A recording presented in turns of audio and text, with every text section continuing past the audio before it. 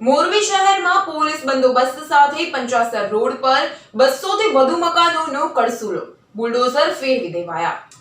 મોરબી શહેરના 50 રોડ પર મોરબી વહીવટી તંત્ર દ્વારા મેગા ડિમોલિશન હાથ ધરવામાં આવ્યું હતું અને રોડને નડતરરૂપ દબાણોને દૂર કરી માર્ગને પહોળો કરવાની કામગીરી હાથ ધરવામાં આવી।